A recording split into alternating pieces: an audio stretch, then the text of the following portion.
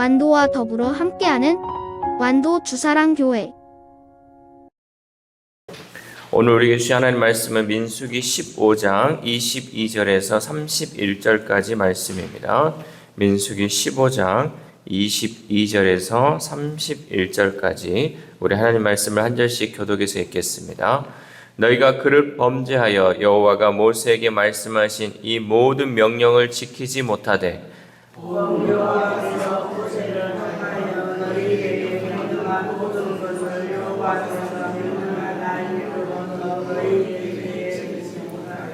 회중이 부지 중에 범죄하였거든 온 회중은 수송아지 한 마리를 여호와께 향기로운 화제로 드리고 규례대로 소제와 전제를 드리고 순염소 한 마리를 속죄제로 드릴 것이라.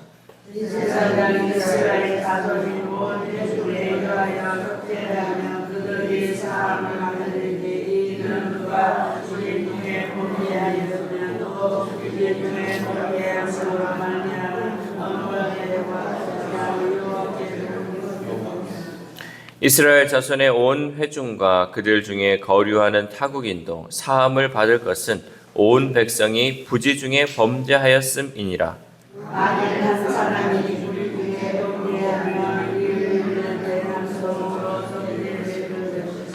제사장은 그 부지 중에 범죄한 사람이 부지 중에 여호와 앞에 범한 죄를 위하여 속죄하여 그 죄를 속할지니 그리하면 사함을 얻으리라.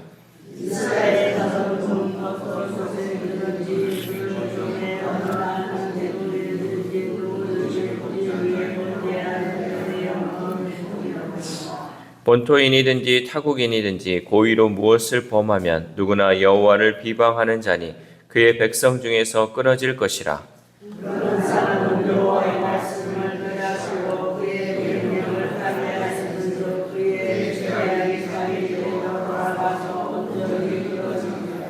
아멘. 할렐루야. 오늘도 하나님 주시는 말씀을 통하여 오늘하루 하나님의 은혜로 살아가는 귀한 하루 되시기를 소망합니다. 우리가 천길 물속은 알아도 한길 사람 속은 알 수 없다라는 말이 있어요. 사람이 그 마음에 어떤 것을 품고 있는지 우리가 볼 때는 절대 알 수 없다라는 거죠. 우리가 죄를 짓는 것 중에는 알고 짓는 죄도 있고 모르고 짓는 죄도 있습니다. 좀 전에 말했듯이 사람 속을 우리가 알 수 없는데 어떻게 그것이 알고 지은 죄인지 모르고 지은 죄인지 알 수 있을까? 그것은 바로 죄의 지속 의지로 알 수 있어요. 그러니까 죄를 지음에 있어서 이거를 한 번 지었냐, 정말 모르고 지었냐, 아니면 알면서도 계속 그 죄 가운데 살아가고 있느냐, 의지로 알 수 있다라는 거죠.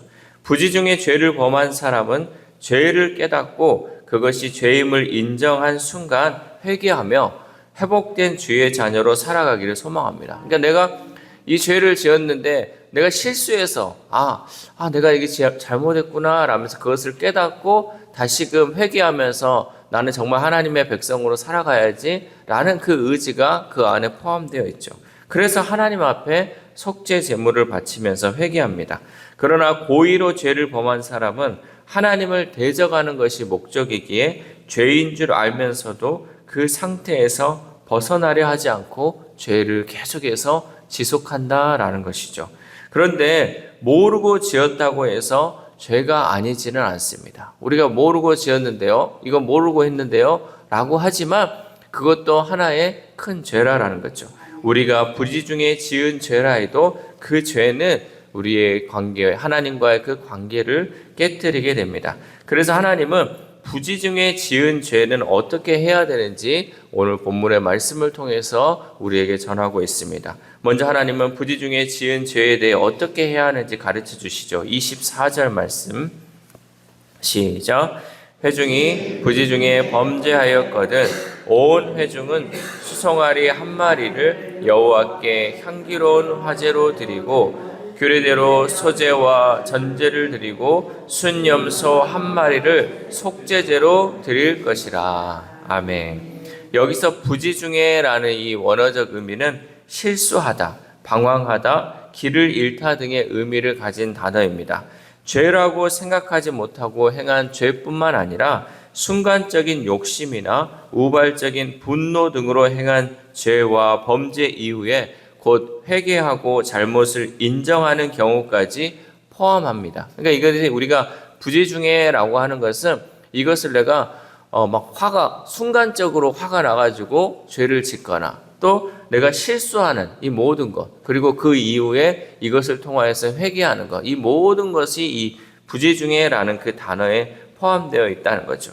만약에 이제 우리 이스라엘 백성들이 지금 하나님께 심판을 받고 또 벌을 받는데, 만약에 그들이 가데스 바네아에서 하나님을 원망하고 애굽으로 돌아가려 했다 하더라도 이 갈렙과 여호수아의 말을 듣고 그들이 마음을 고쳐 먹었더라면 온 회중이 죄를 사하기 위해 수송아지 한 마리를 드리고 순념소 한 마리를 드림을 통하여서 모든 문제를 해결할 수 있었을 것이에요.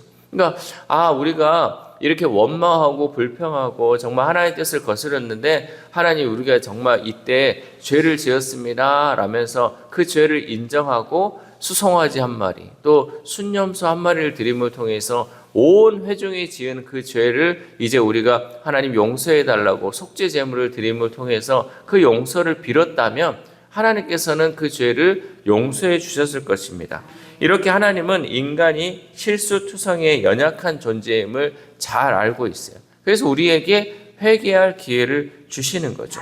우발적으로 지은 죄에 대해서도 속죄할 길을 열어주고 계십니다. 그러나 이러한 회개의 기회가 있었음에도 불구하고 그들은 그 기회를 놓쳤습니다. 우리 30절 말씀 시작. 본토인이든지 타국인이든지 고의로 무엇을 범하면 누구나 여호와를 비방하는 자니 그의 백성 중에서 끊어질 것이라. 아멘. 본문에서 고의로라는 이 뜻은 손을 든 손으로, 손을 높이 든 손으로, 그러니까 높이 손을 들고라는 뜻이 고의로라는 뜻이에요. 고의로 죄를 범한 자에게는 용서가 없습니다. 이스라엘 백성이건 그들 중에 살고 있는 외국인이건 고의로 죄를 범해 하나님의 말씀을 멸시하고 계명을 깨뜨린 사람은 여호와 하나님을 비방했기에 용서받을 수가 없습니다. 하나님께서도 이 가데스 바네아에서 백성이 울며 원망할 때 참고 계셨어요.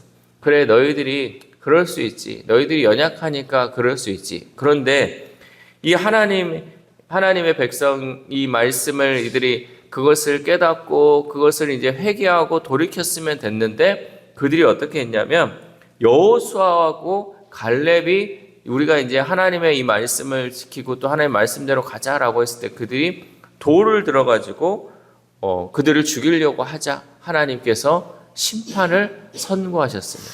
그러니까 이게 아까 얘기했듯이 고의로라는 뜻이 높이 든 손이잖아요. 그러니까 이 높이 든 손이라는 건 뭐냐? 교만한 마음으로 자신들이 죄를 이렇게 돌을 들어서 높이 들어서 이 여호수아와 갈렙을 죽이려고 하자 이것은 하나님을 대적하는 것이기 때문에 하나님께서는 그 가운데 심판을 선고했다라는 거죠.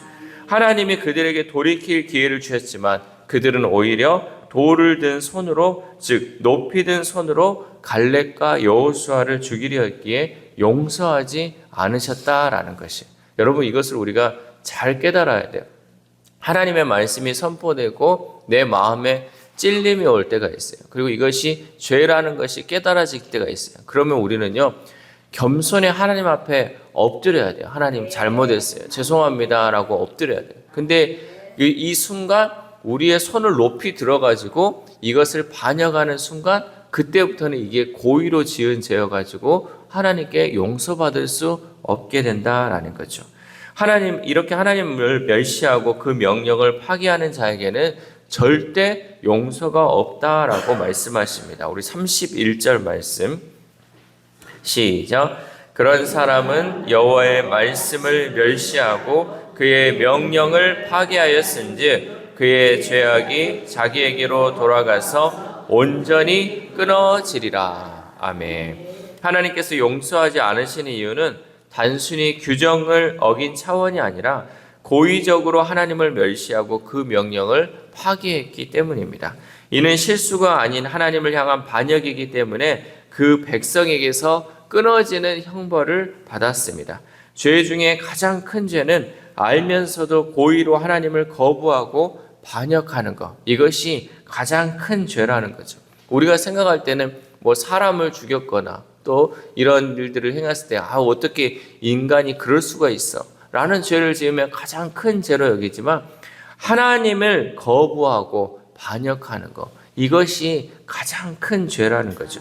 그래서 하나님은 가데스 바네아 사건 이후에 이스라엘 백성들이 광야에서 38년 동안 방황하게 만들었습니다. 이 38년의 광야 기간 동안은 가나안 땅을 향한 소망을 확고하는 시간인 동시에 이스라엘 백성 중에 머물 자격이 없는 자들을 솎아내는 시간이었어요. 이 38년 동안 하나님께서는 솎아내는 과정을 했다는 거죠. 어떤 사람은 하나님의 백성으로 하나님이 약속한 땅에 들어갈 수 있느냐, 또 어떤 사람은 못 들어가느냐, 이 걸러지는 과정이 38년 동안 행해졌다는 거죠. 지금 우리의 삶 역시 알곡과 가라지를 가리는 과정일 수 있어요. 여러분, 우리가 이스라엘 백성과 다르다고 말할 수 없죠. 우리가 천국 가는 그날까지 우리는 이 평생을 살아가면서 알곡과 가라지가 갈라지는 순간이에요. 여러분, 어느 순간에 우리가 가라지가 될 수 있어요. 우리가 알곡이 아닌 상태로 정말 나는 교회 다니고 예수님 믿는다고 하지만 우리가 정말 껍데기만 있는 이 가라지의 삶을 살고 있을 수도 있다라는 거죠. 광야와도 같은 세상을 살아가다 보면 알곡과 같이 신실한 사람들은 그 과정을 통해 하나님 나라의 소망을 더 확고하게 품지만 가라지들은 주님의 섭리 안에서 제거될 줄 믿습니다.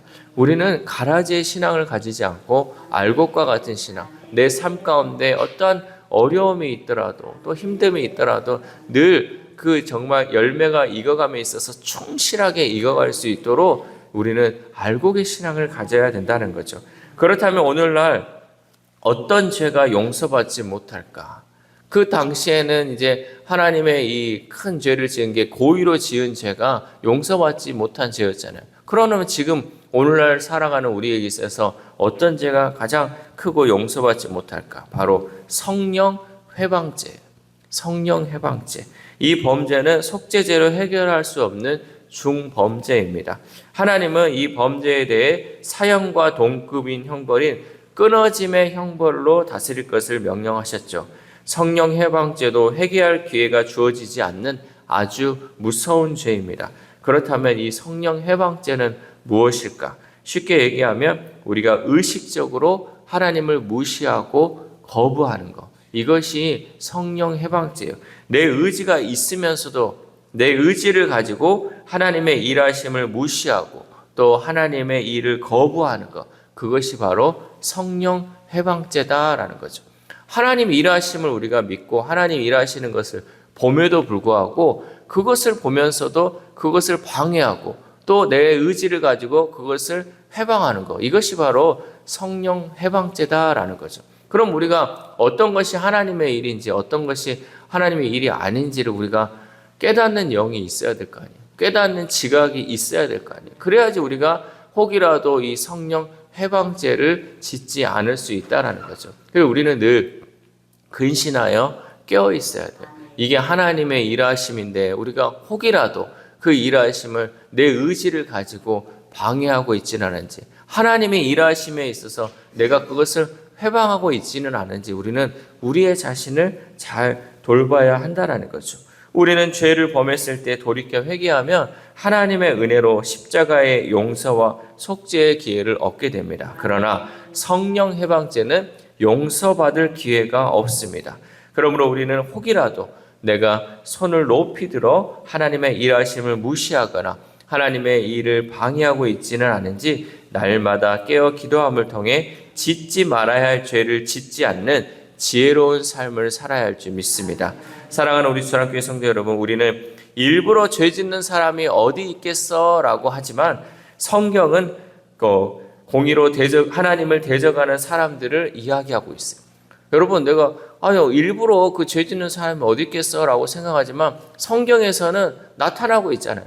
일부러 죄를 짓는 거예요. 고의로 하나님의 죄를 짓는 사람들이 보여지고 있어요. 이렇게 하니까 하나님을 방해하고 하나님의 사역을 망하게 하고 있는 이 사람들을 우리가 보고 있잖아요. 또한 하나님은 우리 인간이 얼마나 나약하고 죄에 쉽게 빠지는지를 잘 알고 계십니다. 그래서 인간이 죄의 수렁에서 빠져나올 수 있도록 속죄의 길을 우리에게 열어주셨습니다. 이것은 고의가 아니면 얼마든지 용서하시는 하나님의 긍휼의 마음입니다. 그러나 고의로 하나님을 반역하는 자는 그 용서에서 죄될 수밖에 없습니다. 그게 내가 아니라는 보장이 없습니다. 그러므로 우리는 늘 근신하여 깨어 기도함으로 하나님의 뜻을 순종하며 하나님의 이 일을 회방하지 않아야 할 줄 믿습니다. 이 새벽 우리가 함께 기도할 때 하나님, 우리가 부지 중에 지은 죄가 있다면 이 시간 생각나게 하셔서 철저히 회개하는 삶을 살아가게 해달라고 기도하시고, 우리가 교만하여 혹 하나님을 반역하는 일을 행하고 있지는 않은지 우리의 삶을 돌아보는 영안이 뜨이게 해달라고 기도합시다. 또한 오늘 하루를 살아감에 있어서 성령을 회방하지 않도록 하나님의 뜻을 깨닫고 그 뜻대로 순종하며 살아가는 저와 여러분 되시기를 주님의 이름으로 소망합니다. 기도하겠습니다. 하나님 감사합니다. 오늘도 말씀을 통하여서 하나님, 이 죄악 중에 있는 우리의 연약한 모습을 볼 수 있게 하심에 감사를 드립니다. 이스라엘 백성들이 부지 중에 그 죄를 저질렀다 할지라도 하나님께서는 속죄의 길을 열어주셨음에도 불구하고 그들이 그 길을 걸어가지 않고 여전히 고의로 하나님 그 일을 행한 것을 보게 됩니다. 이 모습이 우리도 혹은 그런 삶을 살고 있지는 않은지 나 자신을 돌아볼 수 있도록 도와주시옵소서. 하나님, 특별히 우리가 이 시대를 살아감에 있어서 하나님을 의식적으로 방해하고 하나님을 의식적으로 무시하지 않고 주의 일을 해방하지 않도록 우리가 늘 깨어 기도할 수 있도록 도와주시옵소서. 그러므로 날마다 하나님, 우리가 깨어서 주님과 동행하게 하시고 주님을 늘 가까이 함을 통하여서 하나님과 함께 할 수 있는 우리 주사랑 공동체 될 수 있도록 도와주시옵소서. 특별히 아픈 환우들을 위해서도 기도합니다. 하나님, 그 영혼들 하나님 긍휼의 마음, 하나님께서 정말 그 영혼들 불쌍히 여겨주셔서 정말 치료하는 광선 또 회복의 은혜를 주심을 통하여서 온전하고 깨끗하게 치료받는 우리 환우들의 삶이 될 수 있도록 도와주시옵소서. 또한 우리의 자녀들, 우리의 다음 세대들이 있습니다. 하나님께서 그들 가운데 함께하여 주시고 또 그들의 마음 가운데 이 말씀을 깨닫는 지혜를 주셔서 하나님, 그들이 정말 하나님을 방해하는 자들 되지 않게 하시고 늘 하나님과 동행하면서 하나님의 일을 감당할 수 있는 우리의 자녀들, 우리의 다음 세대들 될 수 있도록 도와주시옵소서. 특별히 오늘은 우리 주사랑 우리 아동부 친구들이 하나님 광주를 오고 갑니다. 하나님께서 안전하게 지켜주시고 우리 아이들 다치지 않고 아프지 않도록 그 건강까지 지켜주시옵소서. 또한 이끌고 가는 우리 선생님들 주님께서 함께하여 주시고 하나님, 우리 모든 아동부가 정말 하나님의 은혜로 아름다운 시간 또 좋은 시간 잘 보낼 수 있도록 함께하여 주시옵소서. 또한 오늘 하루를 살아갑니다. 하나님, 우리의 삶 가운데 늘 하나님의 뜻을 기억하며 하나님의 뜻이 우리의 마음 가운데 하나님과 같은 마음으로 살아가게 하셔서 오늘 하루가 그저 무의미하게 흘러가는 하루가 되지 않게 하시고 온전히 하나님의 뜻을 드러내는 귀한 하루 될 수 있도록 도와주시옵소서. 이 모든 말씀 우리를 구원하여 주신 예수 그리스도의 이름으로 기도드립니다. 아멘.